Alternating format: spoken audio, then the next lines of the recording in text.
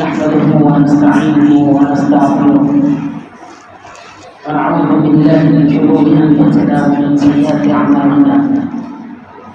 من يهده الله فلا مضل له ومن يضلل فلا هادي له. واشهد ان لا اله الا الله وحده لا شريك له واشهد ان محمدا عبده ورسوله. أعوذ بالله السميع العليم من الشيطان الرجيم من همزه ونفخه ونفثه. بسم الله الرحمن الرحيم.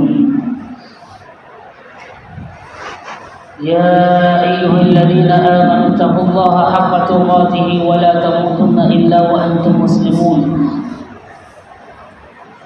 يا أيها الناس اتقوا ربكم الذي خلقكم من نفس واحدة وخلق منها زوجها وبث منهما رجالا كثيرا ونساء واتقوا الله الذي تساءلون به والأرحام إن الله كان عليكم رقيبا. يا أيها الذين آمنوا اتقوا الله وقولوا قولا سديدا يصلح لكم أعمالكم ويغفر لكم ذنوبكم ومن يطع الله ورسوله فقد فاز فوزا عظيما. أما بعد فإن خير الحديث كتاب الله وخير الهدي هدي محمد صلى الله عليه وسلم وشر الأمور محدثاتها وكل محدثة بدعة وكل بدعة ضلالة وكل ضلالة في النار.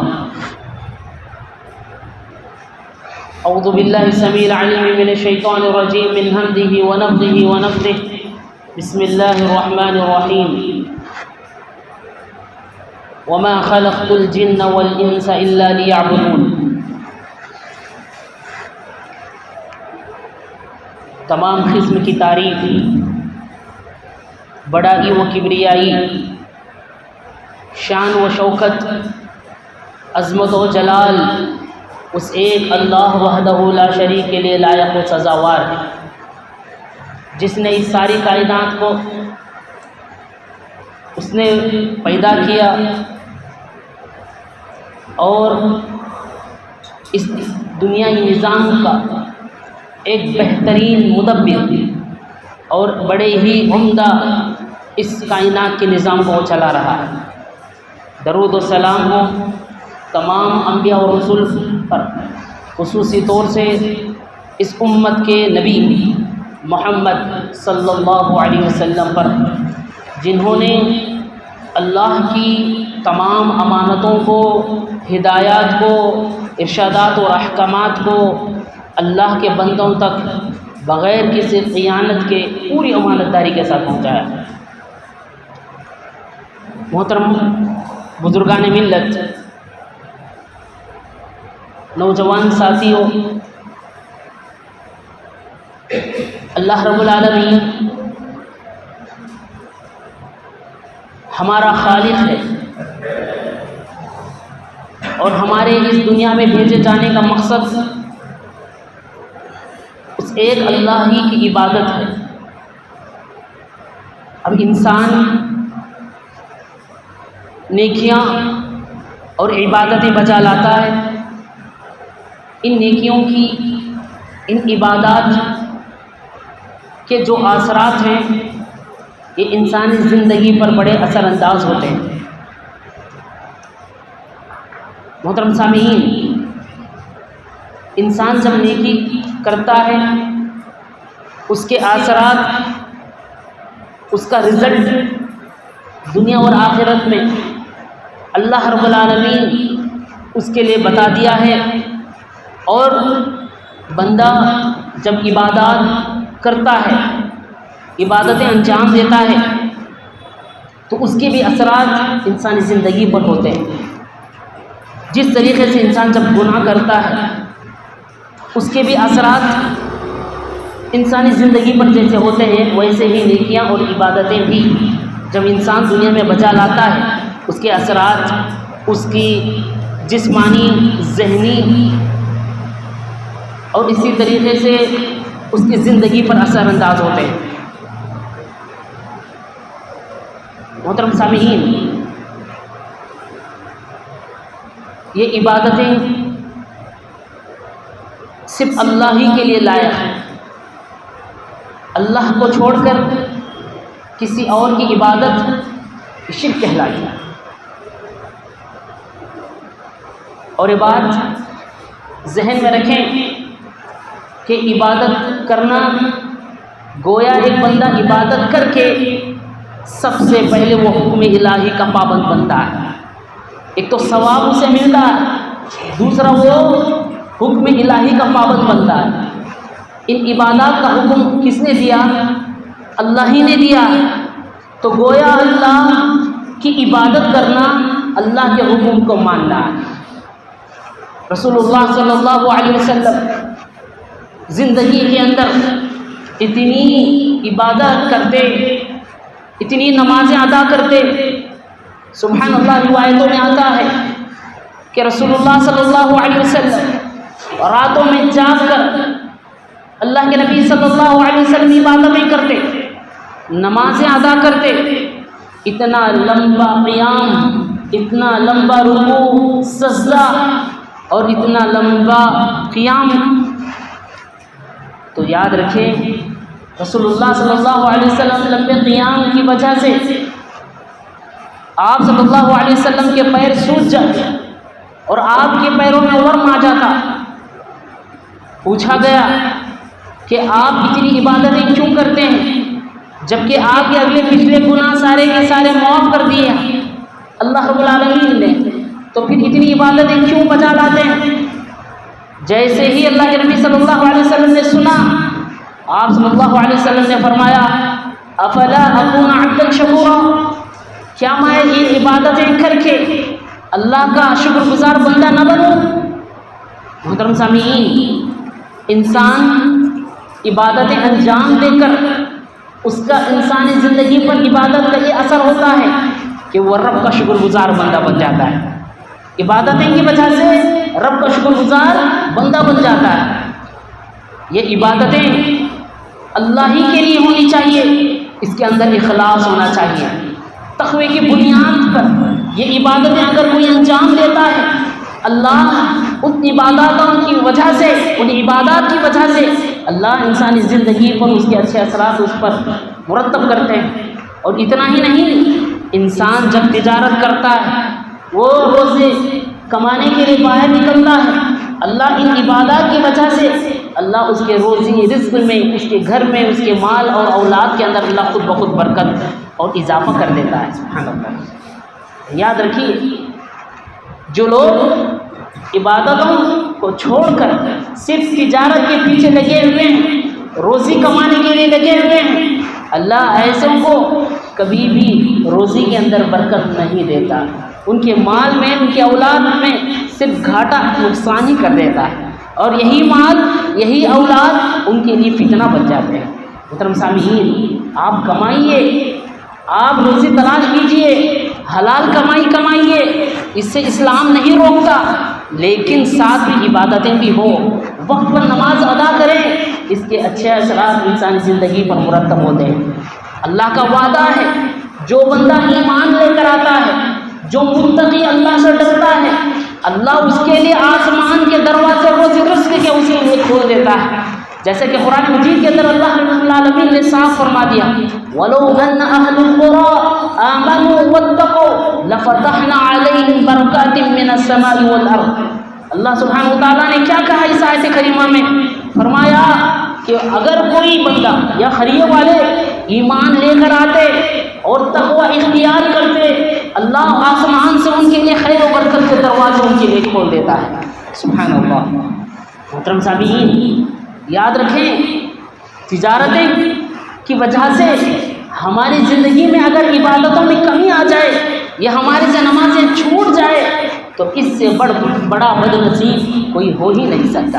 اور جو متقی انسان ہے، اللہ سے واقعی میں ڈرنے والا ہے، عبادتوں کو انجام دینے والا ہے، اللہ کہتا ہے اس کے لیے روزی رزق کے دروازے میں ایسی جگہ سے کھول دیتا ہوں کہ بندہ اس کے گمان میں بھی نہیں ہوتا ہے کہ کہاں سے میرے لیے روزی رزق کے اچانک دروازے کھل جائے۔ اللہ نے قرآن مجید میں فرمایا، وَمَن يَتَّقِ اللَّهَ يَجْعَل لَّهُ مَخْرَجًا مِّنْ حَيْثُ لَا يَحْتَسِبُ، جو واقعی میں اللہ رب العالمین سے ڈرتا ہے، متقی انسان ہے، اللہ اس کے لیے روزے رزق کے دروازے ایسی جگہ سے کھولتا ہے اس کے گمان میں بھی نہیں ہوتا کہ میرے لیے اچانک روزے کے دروازے کیسے کھل گئے۔ یہ سب عبادات کی وجہ سے، اللہ تعالیٰ نیکیوں کی وجہ سے، اس کی نیکیوں کی بنیاد پر اللہ آپ کے لیے روزے رزق کے دروازے کھول رہا ہے۔ جو لوگ عبادتوں کی وجہ سے جو برکات و ثمرات ان کو دنیا میں ملتے ہیں، صرف دنیا ہی کے حد تک نہیں، آخرت میں بھی اللہ رب العالمین اس کا پھل دے گا انشاءاللہ۔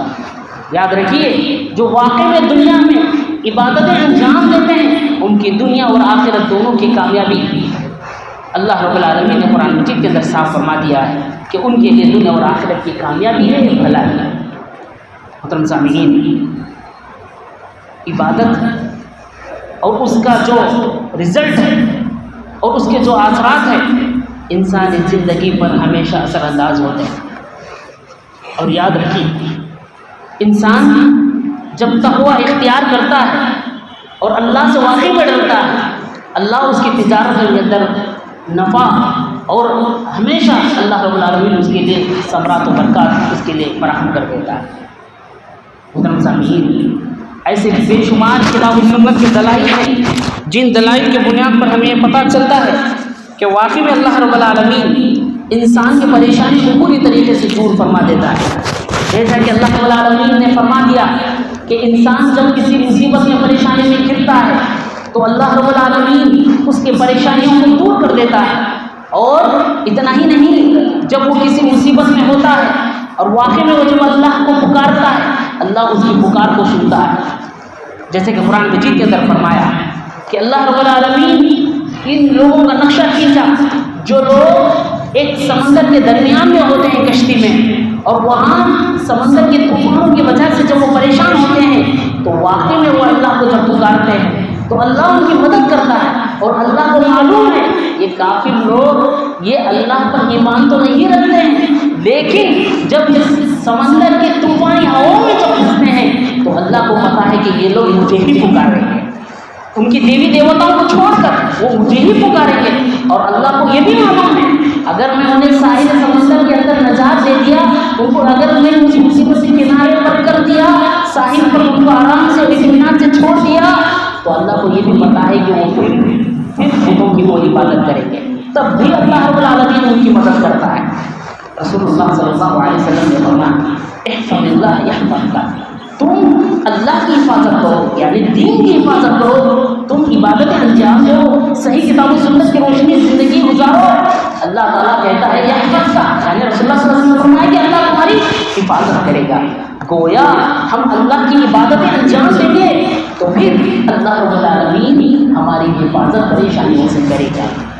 تو تم سامعین یاد رکھیں، انسان جب بھی کبھی ذکر کرتا ہے، عبادتیں انجام دیتا ہے، اللہ کا ذکر کرتا ہے زندگی میں، اس ذکر کا اثر اور زندگی میں جن کلمات کا اثر وہ اپنی زندگی کے اندر موت سے پہلے پہلے دیکھ لیتا ہے۔ امام ابن قیم رحمہ اللہ فرماتے ہیں کہ امام ابن قیم رحمہ اللہ نے کہا کہ یہ شخص پوری زندگی کے اندر وہ ذکر و اذکار کا پابند تھا، سبحان اللہ الحمدللہ اللہ اکبر جتنی بھی دعائیں ہیں اس کا وہ ہمیشہ ذکر کیا کرتا تھا، یعنی عبادت انجام دیا کرتا تھا۔ آخر اس کا کیا انجام ہوا کہ موت سے پہلے اللہ تعالیٰ نے اسے باقاعدہ اس کے لیے وہی کلمات کے ذریعے سے موت بھی دیا۔ اور امام نبی رحمہ اللہ نے یہ بھی بات فرمائی ہے، کہا کہ جو دنیا کے اندر صرف تجارت، روزی، دنیا کمانا، دنیا کے پیچھے پڑنا، اس کی زندگی کے اندر یہ تمام چیزیں اگر ہو جائیں تو پھر ذکر و اذکار کو چھوڑنے کے بعد وہ زندگی کے اندر صرف تجارتوں کے اندر لگا ہوا ہے، تو اس کے متعلق امام نبی رحمہ اللہ نے ایک قول نقل کیا، انہوں نے کہا کہ ایک شخص دنیا کے اندر صرف عبادتیں، نمازیں، ذکر و اذکار، اللہ اس کے رسول اور مسجد کو چھوڑ کر وہ صرف تجارت میں لگا ہوا تھا، زندگی کے اندر پوری زندگی وہ صرف بزنس میں لگا ہوا تھا، اچانک جب موت آئی، موت کے وقت اس کے زبان سے کلمات جاری ہونے کے بجائے اسے جب اس کے سامنے کہا جاتا کہ بھائی لا الہ الا اللہ کی تلقین کرو، لا الہ الا اللہ کرو، تو وہ شخص فوری طور پر اپنی زبان سے لا الہ الا اللہ کے بجائے اپنی زبان سے جیسے دنیا میں ان کی تجارت ہے بولی لگا لگا کر کیا کرتا تھا، ویسے زبان سے اپنی زبان سے مرنے کے آخری لمحات میں اپنی زبان سے بولی لگا رہا تھا، یہ چیز لے لو 4 دینار، یہ چیز لے لو 4 دینار، اس طریقے سے اس کی زبان پر موت سے پہلے آ رہے تھے۔ کلمہ لا الہ الا اللہ اسے نصیب نہیں ہوا۔ کیا پتا چلا کہ انسان زندگی کے اندر جب اذکار پڑھتا ہے، اس کی عبادتیں ان کی صحیح ہوتی، کتاب و سنت کی زندگی جب وہ گزارتا ہے تو موت کے آخری لمحات میں بھی اس کے زبان سے اس کے اثرات جو زندگی پر اس نے کیا ہے وہ مرتب ہوتے ہیں۔ اور اگر وہ شخص زبان سے کسی کی غیبت کرا، چغلی کھا لیا، چغلی کر دیا، یا گالیاں دے دیا، یا زبان کا غلط استعمال کر دیا اور گانے گاتا رہا زندگی بھر، یہ گالیاں دیتا رہا کسی کو، موت سے پہلے اس کو اس کا اثر وہاں نظر آئے گا۔ اس کو سامعین زندگی کے اندر عبادات کا چلائیں، ذکر و اذکار کریں تاکہ موت سے پہلے ہمیں کلمہ جاریہ نصیب ہو سکے، کلمہ ہمارے زبان سے جاری ہو سکے۔ یہ چیز ہم اپنی زندگی کے اندر دیکھ سکتے ہیں۔ محترم سامعین، اس بات سے اندازہ لگا کہ انسان زندگی کے اندر جب کبھی بھی کوئی چیز ذکر و اذکار میں یا عبادتوں میں لگا ہوتا ہے، اللہ موت سے پہلے اس کا اثرات اس کے موت کے قریب آخری لمحات میں اس کے لیے بتا دیتا ہے۔ محترم سامعین، اور بات ضرور دیکھیں کہ جو بندہ واقعی میں ذکر کرتا ہے، اللہ اس کے ذکر کرنے کی وجہ سے اور اس کی حفاظت اللہ تعالیٰ فرشتوں کے ذریعے کر دیتا ہے۔ رسول اللہ صلی اللہ علیہ وسلم نے فرمایا، جو صبح بسم اللہ الذی لا یضر مع اسمہ شیء فی الارض ولا فی السماء وهو السمیع العلیم، یہ دعا اگر کوئی صبح میں 3 مرتبہ پڑھتا ہے تو شام تک اللہ رب العالمین اس کی حفاظت کرتا ہے شیاطین سے اور اس کے وساوس سے، اور یہاں تک کہ جادو سے، آفات سے اور مسائل سے، پریشانیوں سے، اور یہاں تک کہ بلاؤں سے، حادثات سے اللہ تعالیٰ اس کی حفاظت کرتا ہے۔ اور اگر کوئی شام میں بسم اللہ الذی لا یضر، یہ جو دعا ہے اگر کوئی یہ 3 مرتبہ شام میں پڑھتا ہے، صبح تک اللہ رب العالمین اس کی فرشتوں کے ذریعے سے اللہ اس کی حفاظت کر لیتا ہے۔ اسے کسی قسم کی ٹینشن، کسی قسم کی پریشانی، اچانک کسی حادثے سے، جادو سے اللہ تعالیٰ اس کی حفاظت کر دیتا ہے۔ کئی لوگ ہیں جو باقاعدہ جادو کو لے کر پریشان ہیں، نظر بد کو لے کر پریشان ہیں، تجارت کے اندر گھاٹا ہوا ہے اس کو لے کر پریشان ہیں، قرض میں ڈوبے ہوئے اس سے پریشان ہیں، یہ اچانک مصیبت آ رہے ہیں، پریشانی آ رہے ہیں، اچانک سے حادثہ کا خرچہ ہو رہا ہے، اس کی وجہ سے انسان پریشان ہے۔ اس کی یہی وجہ ہے کہ ہم نے جو اللہ کے نبی صلی اللہ علیہ وسلم نے اذکار بتائے تھے، ان اذکار کو ہم نے چھوڑ دیا ہے۔ محترم سامعین، ضرورت اس بات کی ہے کہ ہم زندگی کے اندر ان اذکار کی دعاؤں کی پابندی کریں، تب جا کر اللہ رب العالمین ہماری تمام بلاؤں سے حفاظت کر سکتا ہے۔ محترم سامعین، امام ابن قرطبی ایک بہت بڑے مفسر ہیں، امام ابن قرطبی رحمہ اللہ، ان کے متعلق انہوں نے اپنا زندگی کا ایک واقعہ بیان کیا کہ انہوں نے کہا کہ اچانک مجھے ایک مرتبہ بچھو نے ڈس لیا، بچھو نے جیسے ڈس لیا تو لوگوں نے پوچھا کہ بچھو نے آپ کو ڈس لیا ہے، کیا وجہ ہے؟ آپ تو صبح شام اذکار کی پابندی کرتے ہیں۔ تو فوری طور پر امام ابن قرطبی رحمہ اللہ نے کہا کہ آج میں نے بسم اللہ الذی لا یضر 3 مرتبہ پڑھنا صبح بھول گیا تھا، جس کی وجہ سے مجھے بچھو نے ڈس لیا۔ محترم سامعین، اس واقعے سے بھی اندازہ کیا لگا کہ ہمارے جو اسلاف ہیں ان کی زندگیوں کے اندر آپ دیکھیں کہ یہ ہمیشہ اذکار کی پابندی کیا کرتے تھے، اور ایک دن اذکار کی پابندی بھول کی وجہ سے نہ ہو سکی تو اچانک بچھو نے انہیں ڈس لیا۔ اسی طریقے سے ابان بن عثمان رحمہ اللہ، یہ بہت بڑے عالم دین گزرے، ان کے متعلق آتا ہے کہ ان کا ہاتھ فالج لگ گیا، وہ ہاتھ یعنی ہاتھ ڈیمیج ہو گیا، ہاتھ کام کرنا بند کر دیا۔ جیسے ہی ان کے شاگرد نے انہیں پوچھا کہ کیا بات ہے کہ آج تمہارے ساتھ یہ معاملہ پیش آئے، انہوں نے کہا کہ میں یہ جو ذکر ہے بسم اللہ الذی لا یضر آج میں نے بھول گیا، اس وجہ سے مجھے ایسا ہوا۔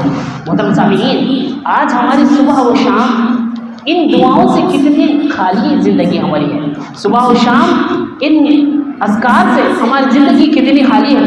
آپ اس کا اندازہ لگائیے. آپ اذکار کی پابندی، دعاؤں کی پابندی، گھر سے نکلنے، گھر سے باہر جانے یا سفر میں نکلنے، گاڑی میں سوار ہونے اور ان تمام دعاؤں کا آپ یاد رکھیں گے، اللہ اچانک آنے والے حادثات سے اللہ آپ کی حفاظت کرے گا. اس کا رزلٹ اللہ تعالیٰ آپ کو زندگی کے اندر ہی دے گا. محترم سامعین، فاطمہ رضی اللہ عنہا یہ کون ہے؟ یہ رسول اللہ صلی اللہ علیہ وسلم کی بیٹی ہے. ان کے متعلق آتا ہے کہ یہ فاطمہ رضی اللہ عنہا گھر کے کام کاج کر کے اور پانی سینچنے کی وجہ سے، یہ چکی میں آٹا پیسنے یا دیگر چیزیں پیسنے کی وجہ سے ان کے ہاتھوں میں چھالے پڑ گئے. گھر کا کام ان سے نہیں ہو پا رہا تھا، بڑی تکلیف اور تھکان محسوس ہو رہی تھی. رسول اللہ صلی اللہ علیہ وسلم سے ذکر کیا، کہا کہ مجھے کسی نوکرانی یعنی لونڈیوں کو زمانہ تھا اس وقت، لونڈی کو مجھے خدمت کے لیے آپ دے دیں. رسول اللہ صلی اللہ علیہ وسلم نے فوری کہا، بیٹی کیا میں اس خادمہ سے ایک اچھی چیز تمہیں نہ بتاؤں جس کی پابندی کی وجہ سے تمہاری ساری تھکان تم سے دور ہو سکتی ہے؟ کہا اللہ کے رسول صلی اللہ علیہ وسلم نے، تم ہمیشہ سبحان اللہ 33، الحمدللہ 33، اللہ اکبر 33 مرتبہ پڑھو اور دوسری بار 34 مرتبہ پڑھو تو باقاعدہ اس پڑھنے، اس اذکار کی پابندی کی وجہ سے تمہاری ساری تھکان، تمہاری ساری پریشانی دور ہو جائے گی. اللہ تعالیٰ پھر ایک نہیں تمہارے جسم کے اندر ایک فریش طاقت اللہ نصیب کرے گا تمہیں، اللہ تمہاری تھکان کو دور کر دے گا. جیسے ہی فاطمہ رضی اللہ عنہا یہ کرتی گئیں تو باقاعدہ ان کی تھکان ویسی ہی دور ہوگی. محترم سامعین، اذکار کی پابندی انسان کی زندگی میں ہونی چاہیے. جو بندہ اذکار کی پابندی کرتا ہے، جو بندہ سبحان اللہ الحمدللہ یا دیگر دعائیں اذکار کی پابندی کرتا ہے، دعاؤں کا ورد کرتا ہے، عبادتیں انجام دیتا ہے، اس کی وجہ سے دنیاوی آفات اور مصیبت سے اور تمام پریشانی سے اللہ اس کی حفاظت کر دیتا ہے. محترم سامعین، بسا اوقات انسان جب عبادت گزار ہوتا ہے تو اس کی عبادت کرنے کی وجہ سے اللہ رب العالمین اس کے بچوں کی بھی اللہ تعالیٰ اس کے جان مال کی حفاظت کرتا ہے. اللہ رب العالمین اگر کوئی باپ ہو، ماں باپ ہو، متقی ہو، نیک ہو، عبادت گزار ہو تو اللہ تعالیٰ ان نیک متقی ماں باپ کے اولاد کی بھی اللہ رب العالمین حفاظت کرتا ہے. آپ کو واقعہ پتا ہوگا سورہ کہف کے اندر اللہ رب العالمین نے خضر علیہ السلام اور موسیٰ علیہ السلام کا واقعہ ذکر کیا. جب خضر علیہ السلام موسیٰ علیہ السلام کو لے کر ایک بستی میں داخل ہوئے، وہاں خضر علیہ السلام نے ان بستی والوں سے کھانا پوچھا تو انہوں نے کیا کر دیا؟ کھانے سے انکار کر دیا، کھانا ان کو نہیں دیا. خضر علیہ السلام نے فوری طور پر دیکھا کہ اسی بستی کے اندر ایک دیوار گر رہی تھی اور وہ دیوار 2 یتیم بچوں کی تھی. وہ دیوار کو باقاعدہ خضر علیہ السلام نے ٹھیک کر دیا، اس کو برابر کھڑا کیا. موسیٰ علیہ السلام نے پوچھا، اے خضر ان بستی والوں سے ہم نے کھانا پوچھا تب کہ انہوں نے ہم لوگوں کو کھانا دینے سے انکار کر دیا، یہ کھانا دینے سے انکار کرنے کے باوجود بھی ان 2 بچوں کی دیوار کو تم نے ٹھیک کر دیا، یہ آخر کیا بات ہے؟ ان کے ساتھ ہم نے احسان کیا جبکہ انہوں نے ہمیں کھانا دینے سے انکار کر دیا. اس وقت خضر علیہ السلام نے موسیٰ علیہ السلام سے کہا کہ اے موسیٰ، یہ 2 یتیم بچوں کی یہ اب یہ زمین ہے اور اس زمین کے نیچے یعنی اس دیوار کے نیچے ان کے والد نے خزانہ رکھ کر چلے گئے، خزانہ رکھ کر انتقال کر گئے اور ان کا جو باپ تھا وہ بڑا نیک تھا. اسی واقعے کو اللہ تعالیٰ نے قرآن مجید کے اندر ارشاد فرمایا، کہا وَكَانَ أَبُوهُمَا صَالِحًا. خضر علیہ السلام نے کہا کہ ان دونوں بچوں کا باپ جو تھا وہ بڑا نیک تھا، اسی نیک انسان کے اس اولاد کے لیے میں نے اس طریقے کا کام انجام دیا. کیا پتہ چلا اس واقعے سے؟ پتہ یہ چلا کہ بسا اوقات والدین کے نیک ہونے کی وجہ سے اللہ رب العالمین ان کی اولاد کی بھی حفاظت کرتا ہے. محترم سامعین، ہم نیک بنیں، متقی بنیں، عبادت گزار بنیں، اللہ تعالیٰ ہمیں ہر پریشانی سے دور کرے گا اور اللہ تعالیٰ ہمارے جانے کے بعد ہماری اولاد کی بھی اللہ رب العالمین حفاظت کرے گا. شرط یہ ہے کہ ہم عبادت گزاریں، شرط ہے کہ ہماری زندگی کتاب و سنت کے مطابق گزرے اور ہم جب عبادتیں کریں گے، نیکیاں انجام دیں گے، یہ نیکیاں ہمارے گناہوں کو کھا جاتی ہیں. جیسا کہ فرمایا گیا ان الحسنات یذہبن السیئات، یقیناً یہ جو نیکیاں ہیں وہ ہمارے گناہوں کو کھا جاتی ہیں. ضرورت اس بات کی ہے کہ ہم دنیا کے اندر نیکیاں کریں، عبادتیں کریں، اللہ ہماری ان نیکیوں کی وجہ سے، عبادات کی وجہ سے اللہ ہمارے گناہوں کو تو بخش دے گا، اور ساتھ میں ہماری زندگی کے اندر اللہ رب العالمین ہمیں ہر چیز کے اندر اللہ ہمیں برکت بھی دے گا۔ دعا ہے کہ رب العالمین ہم تمام لوگوں کو حقیقی معنوں کے اندر اللہ کا مخلص بندہ بننے کی توفیق نصیب فرمائے۔ اللہ رب العالمین ہماری جتنی پریشانیاں، اللہ رب العالمین پریشانیوں کو دور فرما دے۔ ہمیں جو قرضدار ہیں اللہ ان کے قرض کو مٹانے کے لیے، ان کی نبھانے کے لیے ادائیگی کا کوئی نہ کوئی راستہ بندوبست نصیب فرمائے۔ اللہ ہمیں کتاب و سنت کی زندگی پر چلائے، جب تک رہے ایمان کی حالت میں اور موت بھی ایمان کی حالت میں آئے، اور اچانک آنے والے حادثات سے، اچانک آنے والے پریشانیوں سے اللہ ہماری حفاظت فرمائے۔ اللہ رب العالمین ہمیں سوئے موت یعنی بری موت سے اللہ ہماری حفاظت فرمائے۔ اللہ ہمیں حسن خاتمہ یعنی اچھی موت اللہ ہمیں نصیب فرمائے، آمین۔ بارک اللہ لنا فی القرآن العظیم ونفعنا ایاکم بالآیات والذکر الحکیم، انہ تعالی جواد کریم ورؤوف رحیم ورحیم۔